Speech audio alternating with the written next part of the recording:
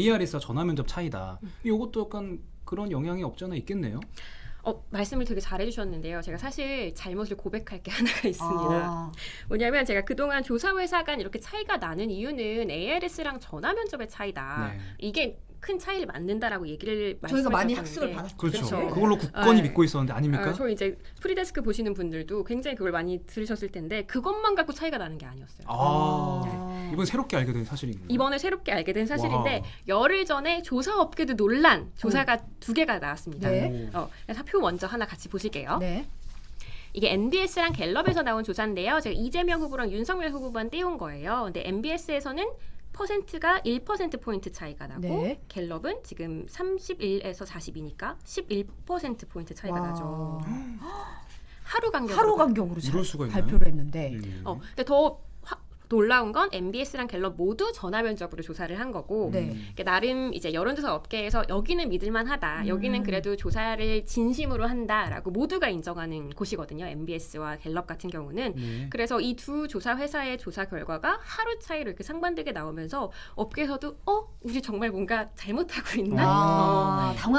당황한 거죠. 당황할 수밖에 없죠. 네. 그래서 이 두 조사 회사가 어떻게 차이 나는지 어떤 조사 방법에 차이가 있었는지를 확인을 해봤어요. 네. 두 조사 회사 다 전화 면접으로, 그러니까 사람이 물어보는 건 동의를 했는데 네. 가상번호를 썼냐, RDD를 썼냐, 뭐 무선 전화만 썼냐, 유선 전화가 섞였냐, 조사 시간이 몇 시였냐에 딱 요 세 가지가 차이가 딱 있었어요. 그러네요. 어. 네네. 그런데 지금 갤럽이 조금 더 보수적인 결과가 네. 나왔다고 보시면 될 것 같거든요. 네. 윤석열 후보자의 지지율이 좀 높은 네. 결과가 나왔다고 보시면 될 것 같은데 이게 좀 복잡하죠. 네. 가상번호 RDD 전혀 뭐 봐도 무슨 얘기인지 모르겠는데 가상번호는 진짜 실제 존재하지 않은 번호라는 뜻이겠죠? 그렇죠. 가상번호는 그런 존재하지 않는 번호를 통신사들한테 물어보는 거예요. 그러니까 유권자들한테 우리가 전화를 하잖아요. 이 전화 어떻게 할 것 같으세요? 원래는 이렇게 랜덤으로 하지 않나요? 맞아요. 그 RDD라는 게 갤럽이 사용한 RDD라는 방법이 랜덤 디짓 다이얼이라 그래서 무작위로 그냥 찍어보는 거예요. 전화번호를. 그래서 이제 전화를 해서 여성이세요, 남성이세요, 몇 살이세요, 지역은 어디 사세요 이렇게 물어봐서 이제 1000명을 만드는 거라면 가상번호 같은 경우는 통신사에는 우리의 성별, 뭐 지역, 그 다음에 연령 다 있잖아요. 네, 그러니까 통신사한테 먼저 물어보는 거예요. 우리가 여기 1000명 여론조사를 할 건데 우리가 1000명 여론조사를 성, 연령, 지역을 요 표대로 나눠서 조사를 할 거야. 그러니까 너네 데이터를 가지고 우리한테 1000명한테 전화할 수 있도록 한 2만 명 정도 데이터를 줄래?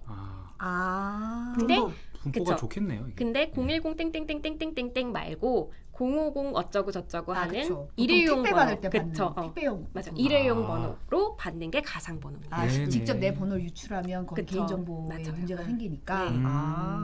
그럼 둘 다 1000명을 무작위로 뽑는 거는 동일한데 그렇죠. 그 뽑는 방식이 한쪽은 통신사에 의뢰를 하는 거고 한쪽은 이쪽에서 랜덤으로 추출을 하는 거예요. 그게 좀 그쵸. 다른 거네요. 그게 다른 거죠. 그래서 무작위로 뽑아서 하냐 아니면 통신사한테 물어봐서 뽑냐인데 결국 메커니즘이 똑같아요. 결국 랜덤하게 돌아가는 거예요. 그러니까 무작위로 내가 뽑힐 확률은 가상번호로 하나 혹은 랜덤 RDD로 하나 똑같은 확률로 내가 뽑힐 확률이 있는 거다라는 가정을 깔고 있는 건데요. 좀 복잡하게 얘기를 하면 어떤 분이 네. 댓글로 공부할 시간이 다가왔다고 했는데 약간 공부를 해야 되는 분위기긴 하네요. 그렇죠. 근데 가상번호를 사용하는 게 좀 더 최근의 방식인 건가요? 네, 그렇죠. 그게 이제 허용된 게 얼마 안 됐어요. 그래서 가상번호를 사용하고 나서 이제 여론조사가 조금 더 정확해졌다는 얘기가 있는데 그게 왜 그러냐면 내가 전화를 받고 거짓말을 할 수도 있잖아요. 네. 나 20대인데 그렇죠. 나 50대라고 그쵸. 뭔가 희망 나이로 내려가네요. 너 지금 40대 그쵸. 여성인데 그럴 때라도. 20대라고 우기고 뭐 그쵸, 이러고 그쵸. 있는 게 딱 보이잖아요. 그쵸. 스크리닝 할 때. 특히 지역은 구분할 수가 없잖아요. 성연령은 목소리로 거짓말하나?라고 느낄 수도 있는데 지역은 구분할 그쵸. 수가 없어요. 그러니까 전화번호만으로는. 그래서 그런 부분을 이제 스크리닝 할 수 있기 때문에 걸러낼 수 있기 때문에 이제 가상번호가 조금 더 정확하다라는 얘기는 있습니다. 가상번호도 어떤 집단별로 몇 명씩 뽑는 게 아니고 완전히 랜덤으로 뽑는 건가요? 랜덤하게 뽑아서 이제 맞춰서 주는 거죠. 조금 더 분포가 약간 정규 분포에 가깝게 되는. 근데 이것도 전 가상번호도 요즘 이슈가 있는 게 예. 그 알뜰폰을 쓰는 분들이 늘어나면서 네. 여긴 또 알뜰폰은 포함이 안 되거든요.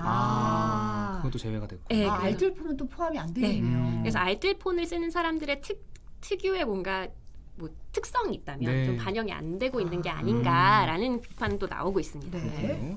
자, 가상번호 RDD는 이제 어느 정도 이해를 했는데 무선전화, 유선전화 아까 갤럽에서는 두 가지를 섞어서 지금 조사를 했잖아요. 맞아요. MBS는 무선전화 100%, 예. 갤럽은 무선전화 85%, 유선전화 15%. 네. 그러니까 가상번호는 통신사들한테 물어보는 거기 때문에 핸드폰 번호만 당연히 들어가겠죠. 네. 네, 이제 갤럽은 RDD니까 이제 집 전화번호도 같이 보는데요. 아, 보통 이제 휴대전화 번호는 집 전화에 접근성이 높은 사람들이 어떤 사람들일까요? 아무래도 좀 연령층이 예. 높으시고 그쵸. 집에 자주 계시고. 그렇죠. 뭐 네. 주부분들이라던가 아니면 자영업 하시는 분들 네. 이런 분들이 해당하는데 이제 결론만 말씀드리면 이런 분들을 표집을 하면 조금 더 보수적인 결과가 나온다는 얘기들을 해요. 네. 그리고 이제 또 하나 마지막으로 차이났던 게 시간인데요. 그러니까 저희는 조금 더 자유로운 상황에서 일하지만 예를 들어서 사무실에서 한참 조용하게 일하고 있는데 여론조사 조사가 왔어요. 전화가 회사로. 회사로. 그러면은 받기 쉽지 않죠. 윤석열이요, 이재명이요.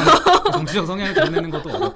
그렇죠. 그렇죠. 한참 해야 되는데. 예. 네, 지금 다시 띄워주셨어요. 네네. 표를. 네. 조사 시간을 보면 이제 MBS는 10시부터 9시, 그러니까 저녁 9시까지 네. 한 거고 이제 갤럽은 6시까지만 했다 보니까 직장인분들이 더 많이 대답을 할 수 있었던 거는 아무래도 MBS다. 그렇죠. 퇴근하고 이제 6시부터 9시까지 받을 수 있으니까. 그래서 이 부분도 이제 차이가 나는데 일조를 한 것 같다라고 저희가 추측을 하고 있습니다. 네, 네. 김홍기님이 조사 시간도 결과에 영향을 주겠죠 하셨고 맞아요. 뻔달님이 어쩐지 알뜰폰 연락 안 오더라. 그래서 좋아요 하셨어요.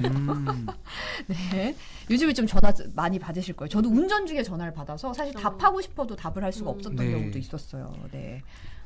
이 MBS하고 갤럽은 둘 다 뭐 ARS로 통일인 건가요? 둘 다 전화 면접. 전화 면접으로 하는 통일된 겁니다. 거고요. 네. 그러니까 네. 원래 ARS와 전화 면접 조사 차이라 그랬는데 똑같이 전화 면접 조사 기관에서도 이렇게 차이가 많이 난다. 나니까 맞아요. 네. 그러면 이제 표본이 어떻게 되냐 더 자세하게 디테일하게 들여다봐야 되는 게 있겠네요. 맞아요. 네.